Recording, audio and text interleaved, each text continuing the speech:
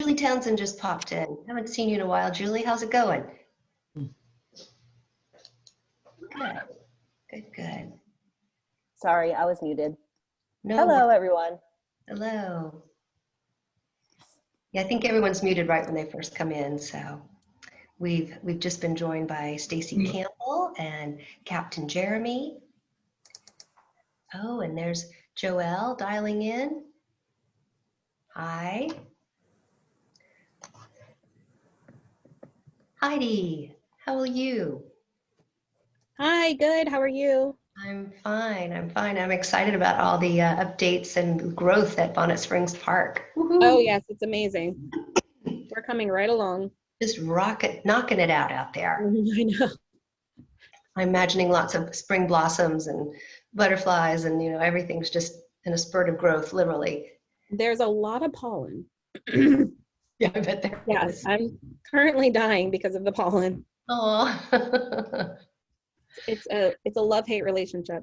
Yes. I've been going for my walks, and when I come back, I feel like I'm yellow. I have to get in the shower. Oh my God. Hey, Mike Loudon, what's new with you? Hi, Arletta. Nice to see you all. Thanks. It's good to be seen. I was hoping you might have a joke or a funny story. My golf game is a joke. That's okay, Mike. Mine is a funny story, so we're good. Do you two ever play together? No, not yet. Okay. No, Tom Conger and Fred Oders and Steve Moore and I play together a couple times a week. Well, that's fun. Yeah, we're the Rotary A team. 18. Yep. I see Marsha's just joined us. Hope you're doing well. Yeah, I'm trying to figure out how to get my camera on. Can you hear me? Yeah, I can hear you just fine. Can't see you though. Yeah, let me figure out how to, I gotta exit and start. There's this a little camera. thing at the top. Are you on a PC? There's a little thing at the top you slide.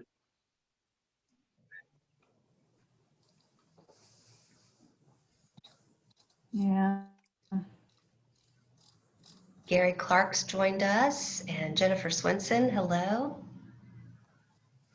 Bill Lippy, good afternoon. Oh, and there's Pam Craven with your fabulous background. Look at that, that's nice. Little promo going on there for your Learning Resource Center. Oh, and there's Jack. Jack, you usually have a very festive background. It looks like you have a real office behind. Oh, this is real work today. Sorry. Hi, this is Gladys. Welcome.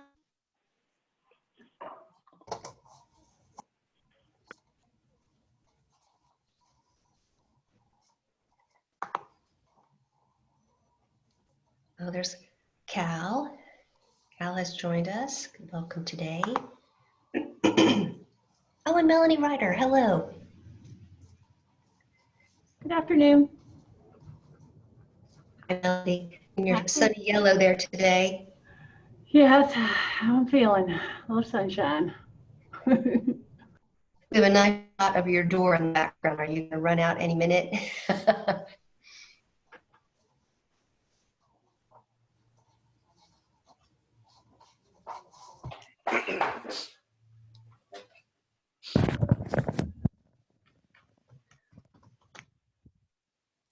So I'm not on the committee pitch to spring obsession. When the weather's like this, it makes me think of all the plants Heidi and I were talking about, not necessarily the pollen. Who's going to do some shopping spring obsession this year?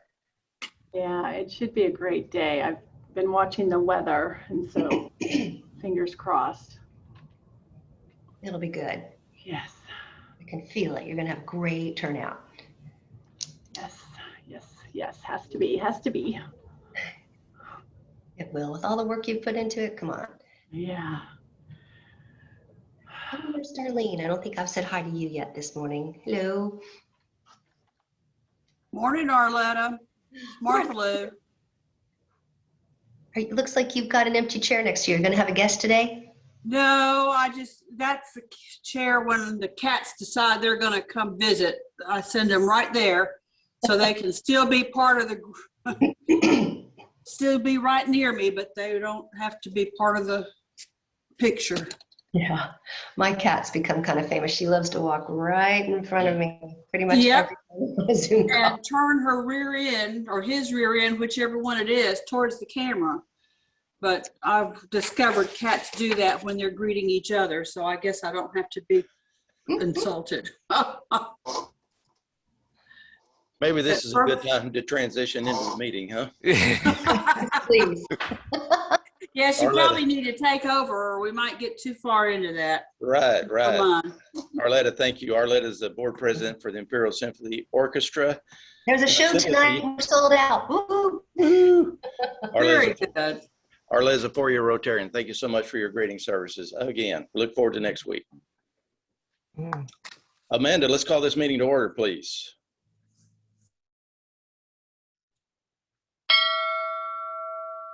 All right. Good afternoon, everyone. Welcome to the Lakeland Rotary Club. My name is Joel Ivy, and I'm so glad you could join us. Apologies, we're going to be meeting on Zoom only. Next week, we're back to live hybrid at 1916 for those who can sign up and make it. Remember, you will have to sign up. Leading us in our invocation, Pledge of Allegiance, and to recite the four-way test is Gwen Allen. She's a Director of External Relations with Southeastern University. She's on our board of directors and is a 3-year Rotarian. Gwen, would you lead us in the invocation, please? Yes, thank you, President Joel. Heavenly Father, we thank you for who you are. You're a good God and you're God alone. We thank you for your presence in our lives and acknowledge you in all of our ways.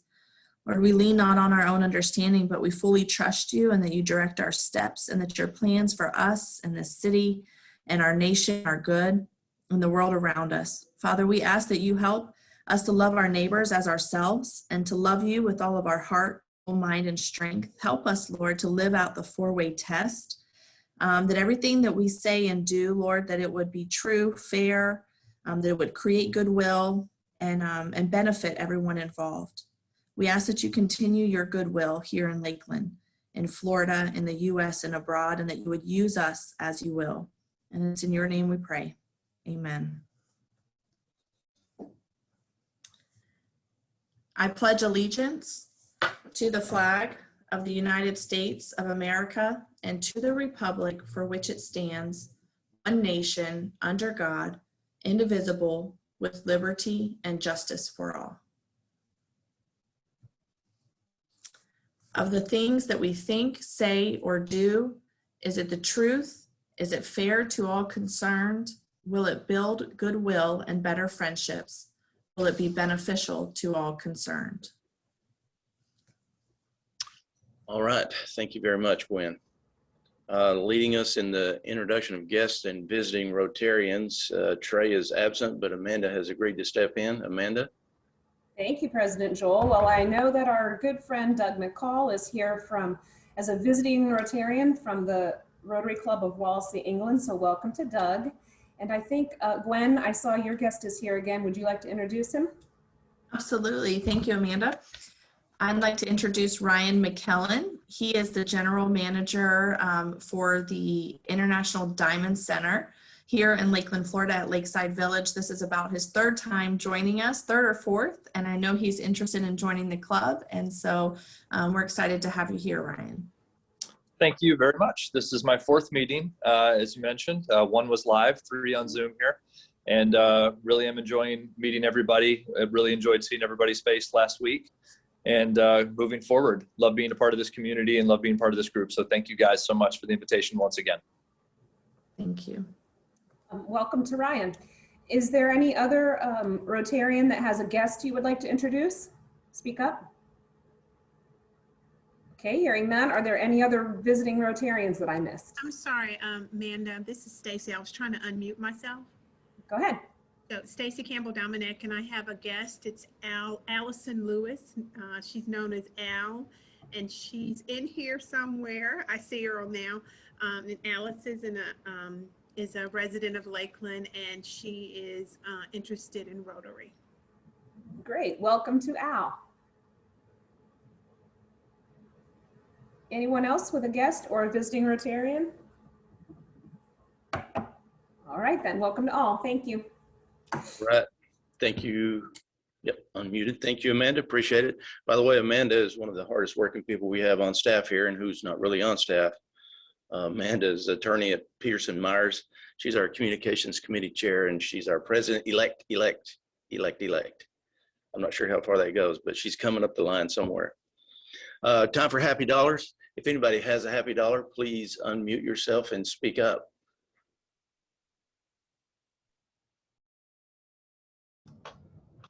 Hi, it's Melody.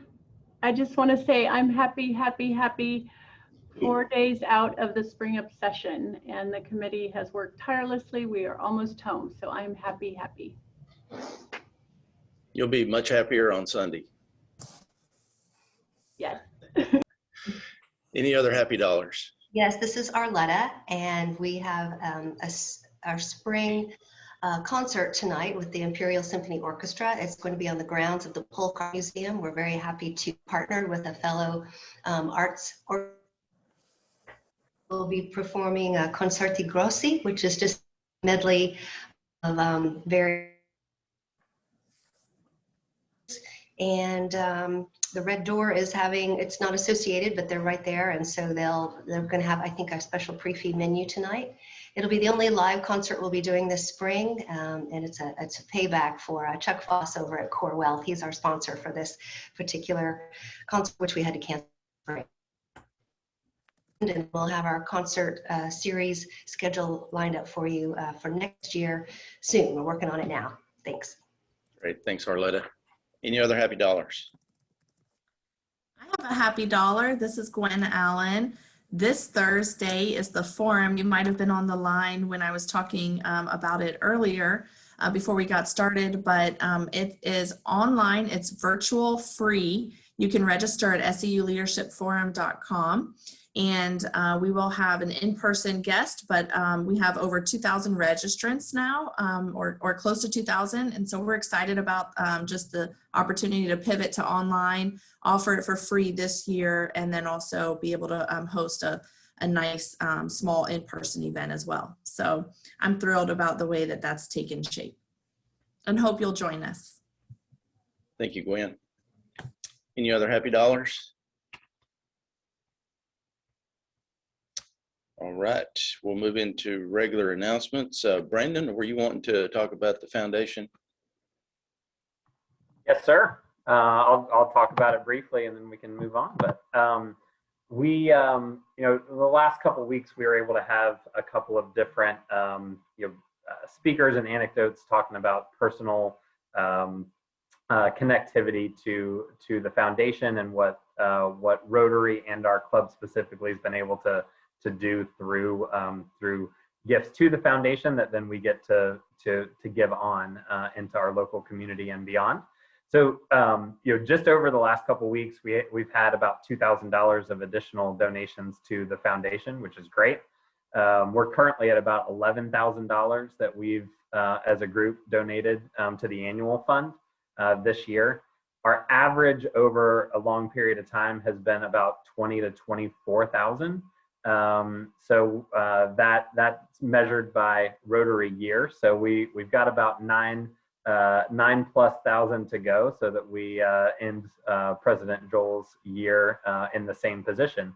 And that allows us to be able to, in future years, as those funds come back, as Tom and Kim explained, that we get to have kind of a consistent cadence of $10,000 a year that we're able to make donations out into our local community and internationally.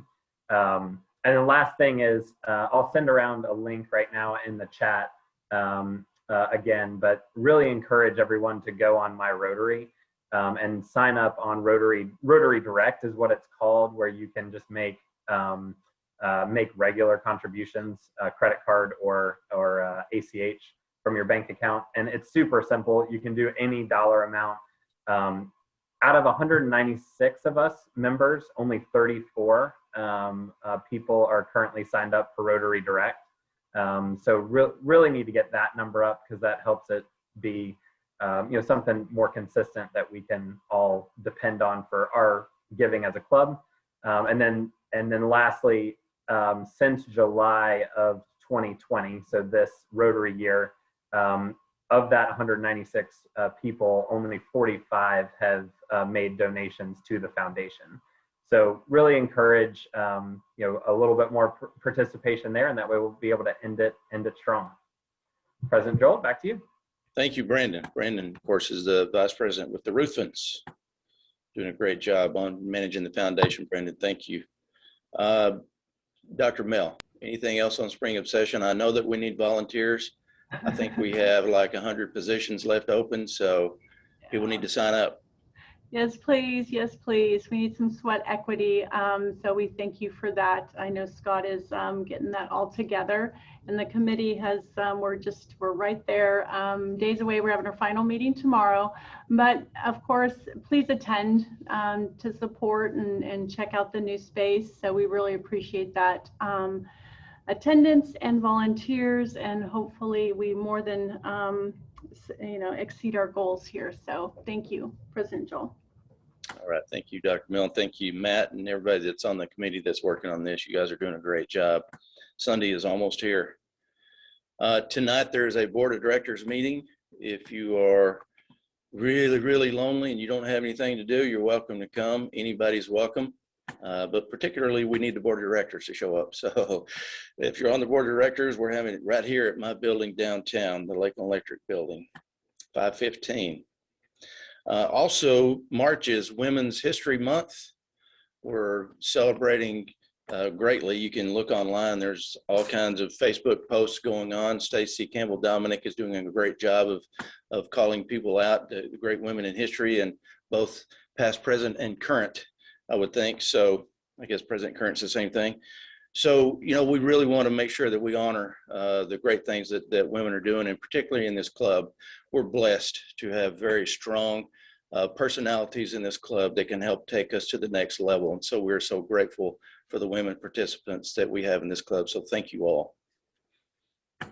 And speaking of which, moving into the program, another great strong woman is Carol Wallace will be introducing our speaker. Carol, of course, is the immediate past president for your club. She's a partner and attorney at elder law firm of Clements and Wallace. And she's also a 10-year Rotarian. So past President Carol, would you do the introduction, please? It would be my pleasure. Thank you, President Joel. I think our program today was a surprise right up to the last minute. So it's a program by one of our own members, Heide Waldron. Programs by our own members are one of my favorite. Most of us think of Heidi as the Director of Development of Bonnet Springs Park, but she has another side to her. Heidi is a registered yoga teacher. She began her study of yoga more than a decade ago. Inspired to take her practice further and gain additional knowledge, she completed her 200-hour teacher training with Central Florida Hatha Yoga School in Orlando in 2019. Heidi really feels that yoga in many ways changes lives, and she really believes that the first time she did an asana, she had the beginning of her journey to becoming her most authentic self. Yoga has provided her with new tools to face life's lessons and new enthusiasm to explore the unknown. So now I want us all to take a deep breath in and let it out slowly. Clear your mind of all distractions, all clutter, and focus for the next few minutes on Heidi's journey with yoga. Heidi, it's all yours. Thank you, Carol. That was very kind. I'm very excited to share the tools that I've learned throughout being a yoga teacher with everybody. And hopefully you'll take just a part of what I've learned and use it in your daily life. I'm not going to turn all of you into yogis in one hour. But I may teach you some things and give you tools for your toolbox that will help you in your everyday life as you navigate the world. So a little bit, thank you, Carol, for that introduction for myself, a little bit about why I became a yoga teacher. It was really my own personal journey that got me to where I'm at today. And the reason why is because I had been an athlete almost my whole entire life. And I, of course, as I got older, my injuries started to show up in different ways, which I think most of us can sympathize with. And so I have some pretty severe trauma injuries on my spine and my back, which then took me out of the gym in terms of weightlifting and running. After I ran a half marathon, and after my half marathon, my chiropractor said, absolutely no more running. You're not allowed. So I took it very seriously, and I started to look at different ways that I would be able to impact my body and still stay healthy and navigate as an athlete. And so I was introduced to a very simple form of yoga very early on, and I kind of took that and ran with it. And then, you know, a decade later plus, I'm not even giving away my age, but here we are. So one of the things that is important to note about yoga teachers is that you don't just elect to be a yoga teacher. You don't just say, I'm going to be a yoga teacher tomorrow. It's a pretty intense process. It's kind of costly. It's something that if you make the choice to do it, you have to save up for.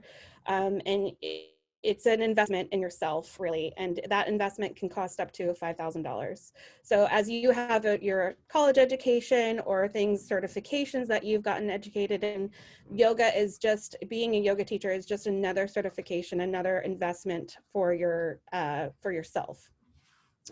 200 hours is a lot. So working full-time, what I had decided is, when I had already signed up to be a yoga teacher training through that process, when I took my job at Bonnet Springs Park.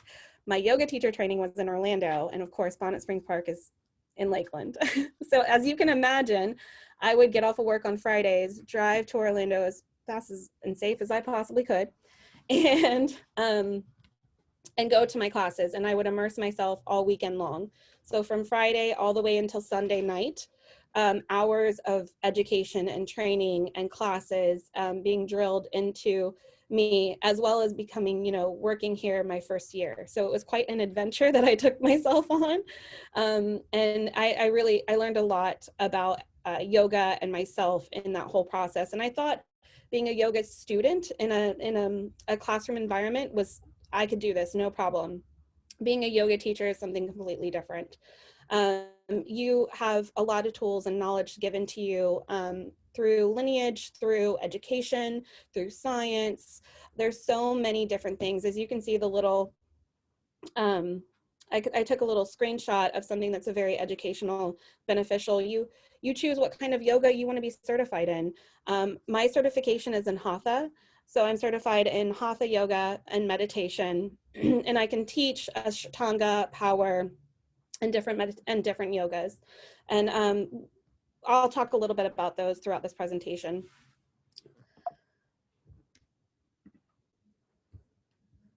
So I'm trying to debunk really why, what you may know about yoga and why you may not go to a yoga class. So really, I want you all to come out of this hopefully learning more about yoga, and then possibly going to a yoga class. Sorry, let me get back to that on my screen.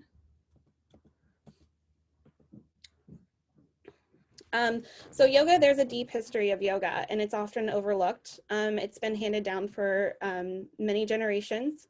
You don't need to have a certain level of flexibility or fitness to go into a yoga studio or a yoga class. You can do yoga from your chair in your office. And at the end of this presentation, I'll give you different apps and different resources that you can use. You can do yoga alone. You don't have to feel like you have to go into a classroom. You don't have to be at the peak of your health to do yoga. There's many different variations of yoga and styles. The structures are based on what you kind of want to learn. So there's yoga for beginners at lots of studios. Those are very entry-level classes. Please feel so comfortable going into those classes, because your yoga instructor is very knowledgeable. They know that you're a beginner. They will not make you feel like you can't do the poses or you can't continue on or learn something new. So that's really important.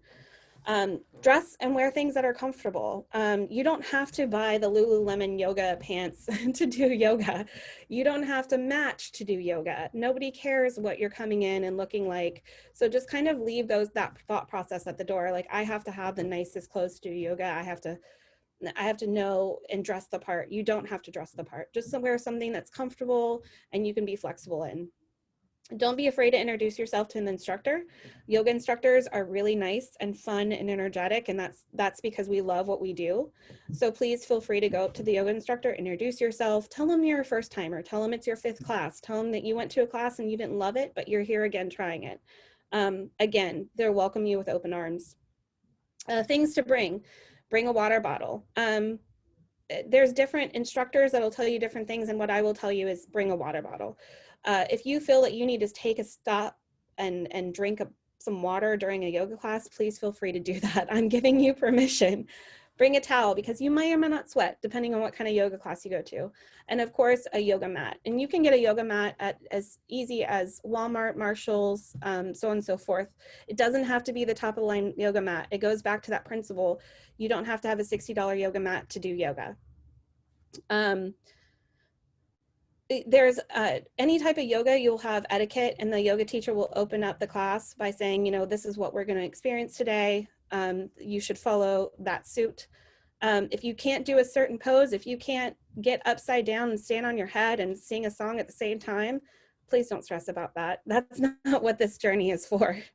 And then if you're feeling intimidated and you have self-judgment and you feel that you have things that you know or preconceived notions about yoga, that's why I'm talking to you about that today. Don't walk in with self-judgment and assumptions. Walk in with an open mind that you're going to learn at least one thing new in this yoga class or this experience, and you're going to come away being a little more mindful, and you're also going to be helping your body in the progress. A fun fact about yoga, Beatles had an influence back in the 60s. George Harrison was well known for incorporating Eastern music and influence into Western pop. He also helped bring yoga to the forefront in the 60s and 70s and 80s by practicing it and being a yogi himself. So that's a really fun fact that a lot of people don't know. So if you're a Beatles fan, then maybe you'll just go to your first class because you're a Beatles fan. Something that's incorporated along with yoga is meditation. And so meditation is a practice where an individual uses a technique such as mindfulness, and I'll talk about that a little bit more, and focusing the mind in a particular object, thought, or activity. So a lot of times at the end of a yoga class, you'll hear something called it's Savasana time. That is the time that if you're not a yogi, if you're a yogi, a non-yogi, if this was your first class and you were exhausted and you were completely done, so when you hear the word Savasana, that is nap time. If you fall asleep on your yoga mat, no yoga teacher is going to ever judge you. You take a nap, you relax, you enjoy, you let your body consume what you've just learned, and you let your mind process what you've just learned. And that's what that pose is there for. And it looks like the whole class goes to sleep. And that's because a lot of people do. And if people snore, it's okay. We don't judge you. It happens. So that's the time that you become aware to your emotional clarity and your well-being. And that's where your mind is also in a stable state during that meditation process. What meditation is not. Meditation isn't becoming a different person on the mat in Savasana or any other time. You're not going to magically become a better person. If you meditate once, it's not going to completely clear your mind of all of the negativity and all of the world's pollution that we absorb every single day. It's about training and awareness and being mindful, being sensitive, and gaining perspective. You're not trying to turn off your thoughts or feelings. I feel like that's very important to note. You're learning to observe your thoughts and feelings without judgment. So if you've had a rough day, if you've made a mistake in a meeting, if you said something, a perfect example, if I said something to a donor and it just didn't fly well, you know, how do I not hold that against myself all day long with judgment? Eventually, you'll start to better understand your thoughts and your emotions, and you'll be more mindful of them when they cross your mind. And that's something that meditation helps with. This is mindfulness, and these little widgets really kind of bring it down to a very basic level. Mindfulness is the ability to be present, to rest in the here, now, and fully engage with whatever you're doing in the moment. with all of the things that we have coming at us on a daily basis, and especially within this pandemic, this has been so hard, truly so hard, for even yoga teachers or anybody that has had additional education or read a book about how your mind works and how to focus. And we've all been there. We've all gone through leadership classes. We all have these techniques, but being mindful and coming back to your education, coming back to what you know works for you, is the basis principle for mindfulness.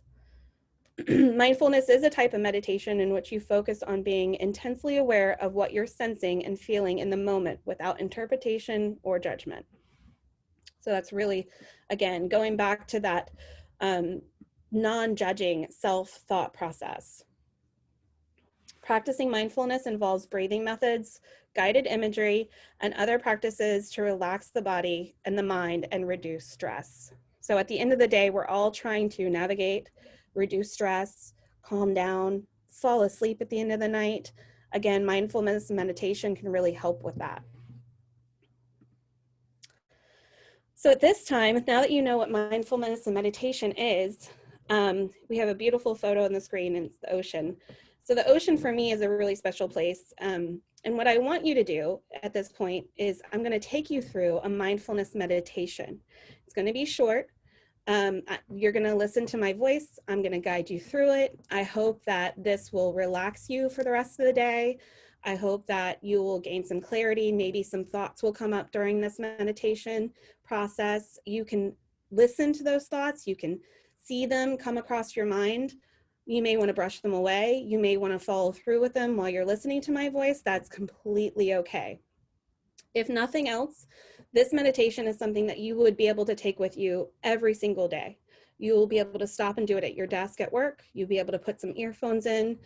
You'll be able to do it in the car, preferably not when you're driving. You'll be able to take it with you and implement it. If you don't have it in your toolbox already, it's something that's very easy. So if you would all stop your videos, because that's very important. That way we don't look at each other while we're closing our eyes.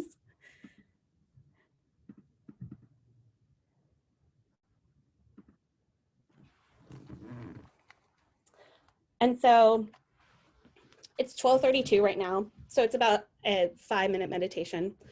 And so I'm just going to lead you through. You're going to listen to my voice, and I will lead you through the prompts, and I'll bring you back.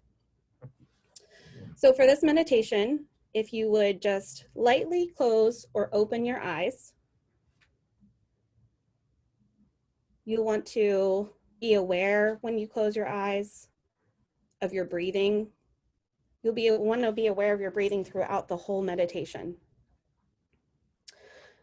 A lot of people like to put their tongue at the roof of their mouth, so they'll just focus on their breath while their eyes are closed or gently open. And so on screen you find, this is my happy place. When I tell you, imagine the happiest place that you find yourself calm and relaxed. The ocean for me is that place. That place for you might be on a jet ski. It might be on a boat. It might be reading a book. It might be walking your dog. It might be fishing. It could be anything. Every single one of us has this place that we go to that we think of. So I want you to bring that to the forefront of your mind. I want you to visualize what that looks like. I want you to remember the smells that you smelled at your happy place. I want you to remember what you did, why that was so fun for you, why that you're so happy. I want you to be mindful of your breath now. So while you're thinking about all of the things that your happy place has done for you, count your breaths. So each breath that you'll experience is one breath in and one breath out. And if you lose count, it's completely okay. So I will breathe with you, and I will take you through up to 10. And again, if you lose your number, just come back to my voice and I will guide you through it. So with an inhale, it'll be 1. And exhale, 2. Inhale, 3. Exhale, 4. Inhale, 5. Exhale, 6. Inhale, 7. Exhale, 8. Inhale, 9. Exhale, 10. So you've counted your number of breaths. You've remembered what your happy place smells like, what it looks like, what it feels like, what resonated with you at the time that you experienced that. And you've calmed your mind. You've released and let go anything that may have been bothering you. It may have been at the top of your mind. Maybe you remembered something fond about your happy place that you hadn't remembered in a long time. And that brought you great joy. And that is the most important part of what you've done for yourself today. So this experience is something that you can keep with you and be mindful of the joy that you've gotten through just a 5-minute short, brief meditation while you've counted your breaths, while you've taken 5 minutes out of your day for yourself. And that is something that is so important, that is so hard for us to do on a daily basis, is take time for yourself. We cannot be productive without taking a moment to have value, to have a moment for ourselves, and to just breathe. So I hope that you've all found that experience enlightening. I hope that that wasn't torturous for you. I hope that the rest of this day that you experience mindfulness. And if you do get stressed out, we still have the whole day to go. And you can always come back to that very easy breathing experience. It's very basic. You can always count your breaths, and that is the most important part. I will not give you all of this information without giving you recommendations and references. I think that's very important. So I've listed a couple yoga studios. Balance Culture and Yoga Point are two that I'm extremely familiar with. I take classes there myself. And they have a wide range and a variety of yoga classes from the very beginning level to a very advanced level. They have all sorts of times. So a lot of people say, I don't have time in my day. The great thing about it is their classes run from very early in the morning. I think the first one is 5:45 a.m. to a late night class that ends around 8 or 9, depending on what day it is. So it's a very easy and navigable for Yoga Point and Balance Culture as well. Where I went to training at is Peaceful Peacock. So if you're ever in Orlando, you should absolutely stop by Peaceful Peacock. Or Orlando Power Yoga. And I will tell you, Orlando Power Yoga is much more of a workout than you'd ever experience. And every friend that I take with me curses me, but also loves me afterwards. Meditation recommendations, a lot of them are online, very simple. There's some free opportunities within these apps that will get you through a meditation that you just heard me guide you through. Headspace, Insight Timer, Calm, Breathe. They're all very available, and there's also online portals if you want to educate yourself more about meditation and yoga. They're very complementary of each other. So I think that's important to note, because again, no matter where you are, you can pull up that app, they can guide you through, you can listen to somebody. It's very beneficial to listen to somebody as you've meditated, lead you through and guide your mind through that breathing exercise, or guide your mind to the place that you need to go. I think that's the most important, very basic level option for meditation that people need to know. And there's a lot of education around meditation and yoga and the history and the lineage That's not what I really wanted to do today. I just wanted to put it on your radar that if you don't have these tools already existing, especially navigating our current culture and our current pandemic and everything that has gone on, please add these to your tool belt and benefit from them in the long run.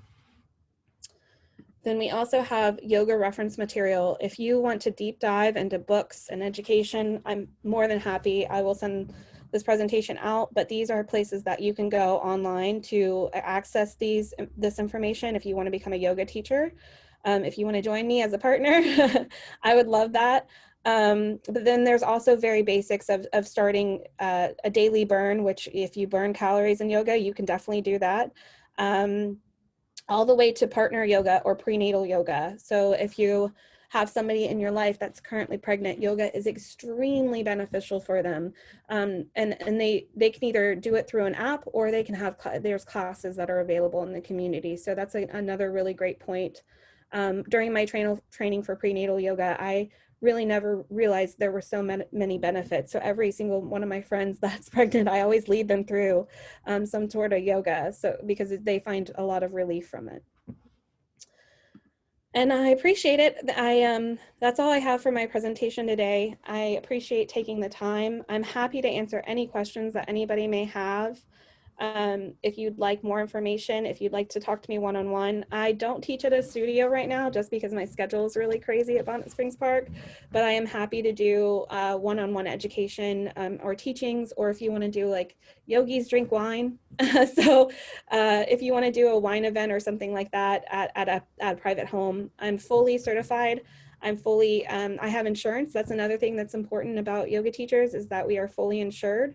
And we have a very formal process that we go through. So that's, a lot of people don't know that. And it's important to note that. So yeah. Hey, Heidi, it's Amanda. I just want to say it in the chat, Jack, Mark, Debbie, Brock, Melody are all very grateful that you led us through this experience today. Feel very peaceful and grateful to the program. And there is one question that is, some faith traditions have a problem with yoga, and could you speak to that issue and what your response to it would be? So I won't take a deep dive because I am very aware of those. And that's probably why I didn't do a lot of deep diving on the history of yoga. It has had the lineage of yoga has had some ebbs and flows, I would say. But 21st century yoga is the yoga that I focus on. Obviously, you understand the history and the lineage, but that's kind of why I bring it into the format that I do.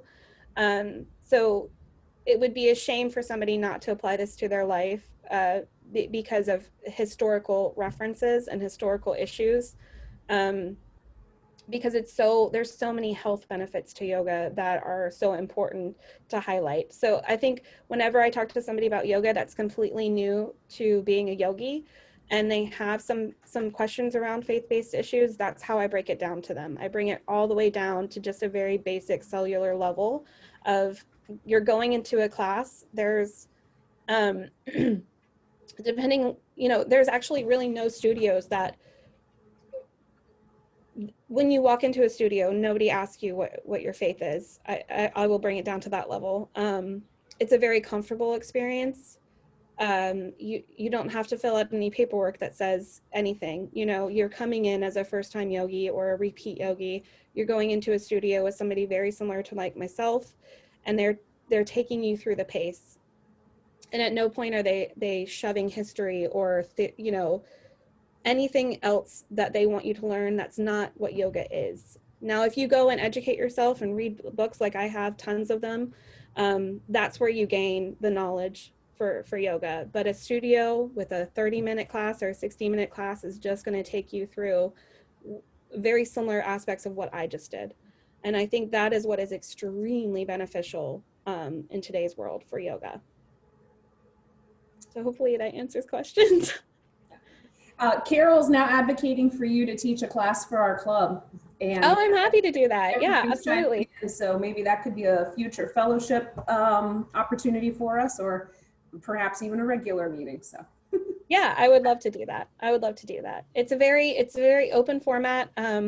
the great thing about yoga teachers is we're never going to tell you, you know, you're never going to be in a yoga studio, and if you do, you should not go back.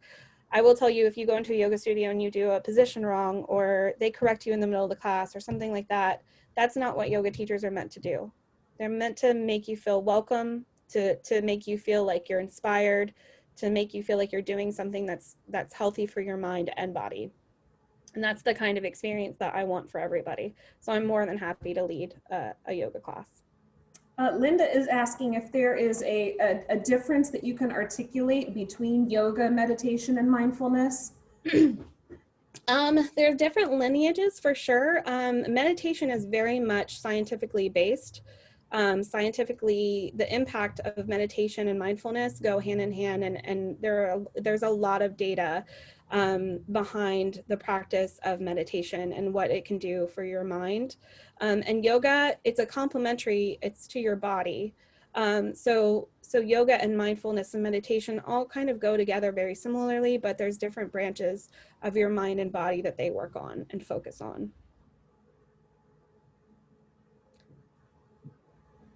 Well, that's it in the chat room.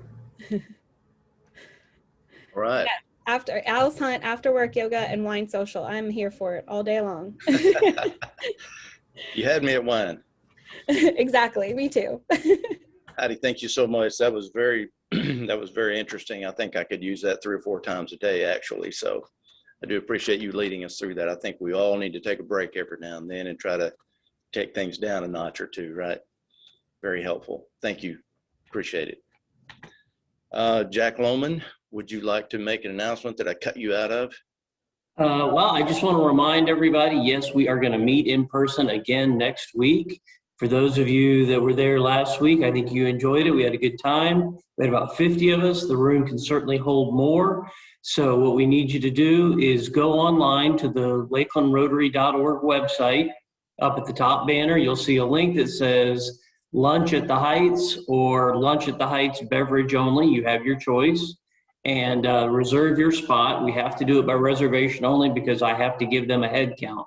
So please go online, reserve your spot. You should get an email right away after you do so, letting you know you did it successfully. But we should have a great meeting next week. We're planning on more of you all being there in person and get this thing back on track to being normal again. Good deal. Thank you, Jack.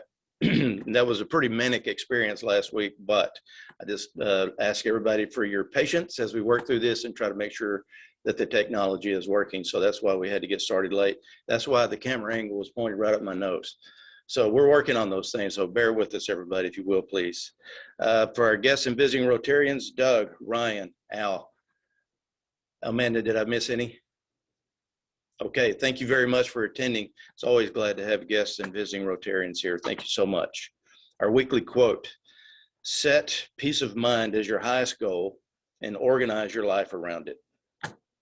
Brian Tracy, whoever that is the author of that quote.